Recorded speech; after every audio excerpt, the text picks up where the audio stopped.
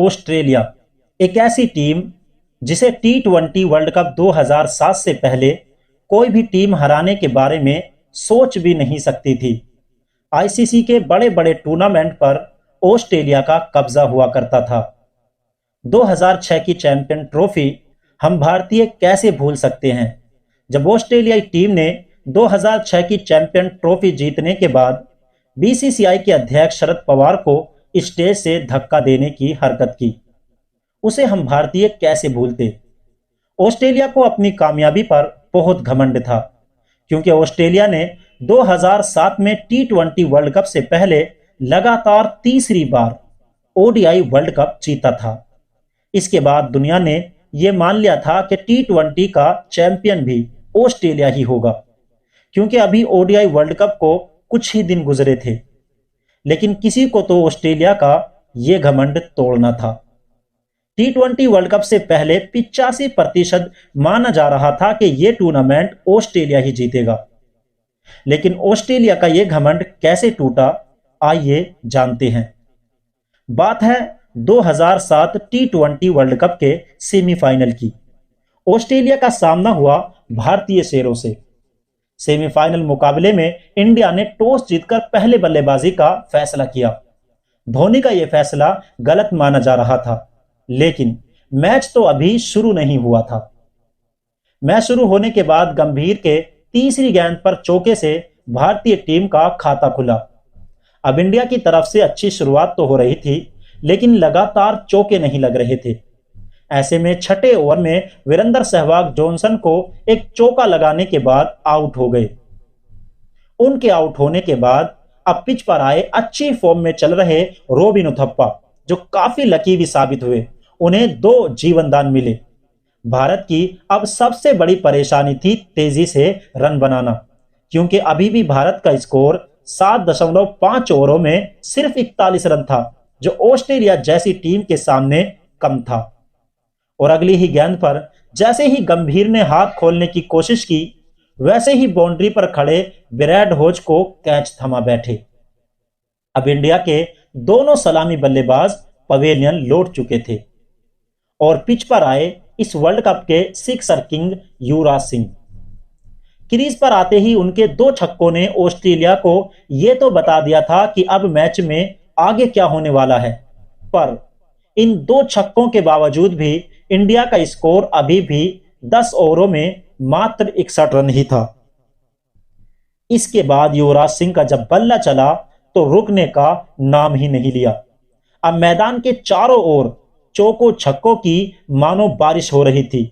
देखते ही देखते एक शानदार छक्के से युवराज सिंह की हाफ सेंचुरी पूरी हुई, वो भी मात्र 20 गेंदों में।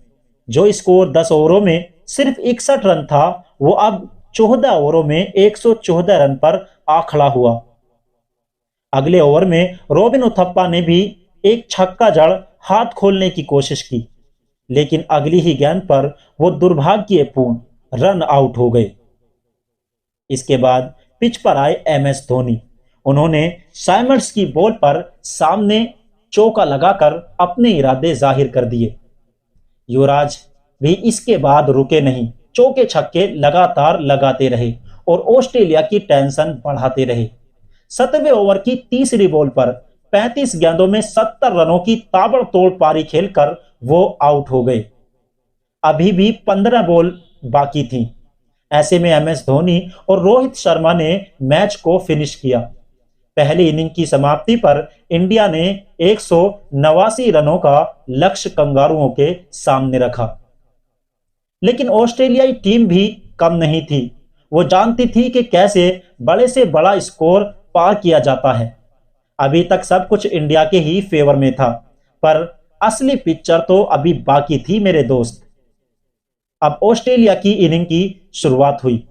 गिलक्रिस्ट ने आते ही ऑस्ट्रेलिया को तेज शुरुआत दी, क्योंकि वो जानते थे कि इस स्कोर का पीछा करना इतना आसान भी नहीं होगा।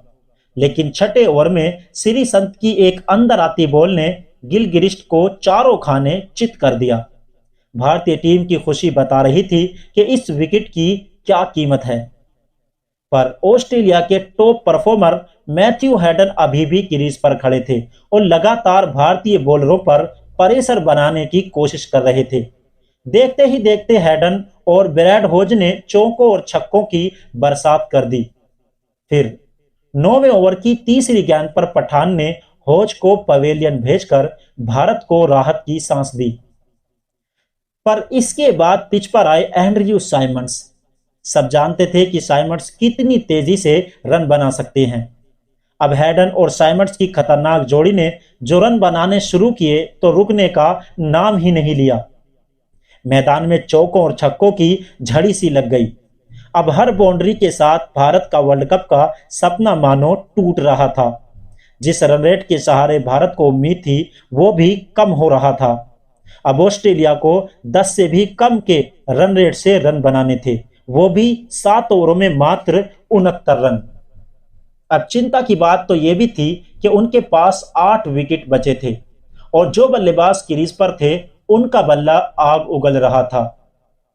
उसके अगले ही ओवर में साइमंड्स ने भज्जी को छक्का जड़ रन रेट को करंट रन रेट से भी नीचे ला दिया। पर अगले ही ओवर में श्री संत की तेज रफ्तार ने हैडन को क्लीन बोल्ड कर दिया और फैंस को दोबारा उम्मीद की किरण नजर आने लगी। पर एक मुसीबत जा रही थी तो दूसरी आ रही थी। अब मैदान पर माइकल हसी थे। फिर दोनों प्लेयर ने स्कोर बोर्ड को आगे बढ़ाया।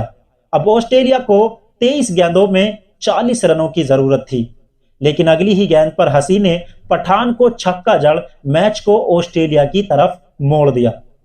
मैच आगे बढ़ा। अब बस जरूरत रह गई थी 22 बॉलों पर सिर्फ 36 रनों की, लेकिन इसी ओवर में पठान ने साइमंड्स को बोल्ड कर मैच को अपनी तरफ खींचा। अब आखिर में 18 गेंदों पर जरूरत थी 30 रनों की। ऑस्ट्रेलिया के पास अब भी 6 विकेट थे।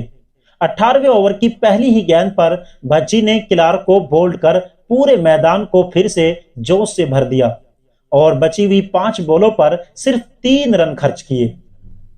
12 गेंदों पर 27 रनों की जरूरत और अगले ओवर में आरपी सिंह ने भी 5 रन देकर मैच को भारत के पक्ष में लाने में अहम योगदान दिया।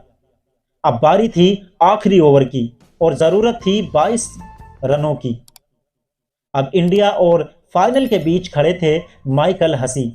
आखिरी ओवर लेकर आए जोगिंदर शर्मा, जिन्होंने पहली डॉट बॉल फेंकी और अगली ही बॉल पर माइकल हसी को युवराज के हाथों कैच कराकर पूरे मैदान को झूमने पर मजबूर कर दिया और ऑस्ट्रेलिया की आखिरी उम्मीद विराट कोहली को भी जोगिंदर शर्मा ने बोल्ड करके खत्म कर दी।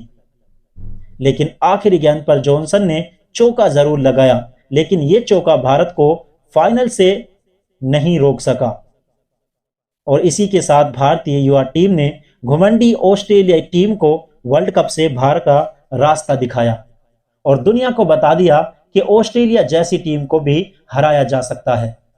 तो दोस्तों, ये थी युवराज सिंह की शानदार बल्लेबाजी। तो दोस्तों, कैसी लगी हमारी ये वीडियो? उम्मीद है कि आपको पसंद आई होगी। वीडियो देखने के लिए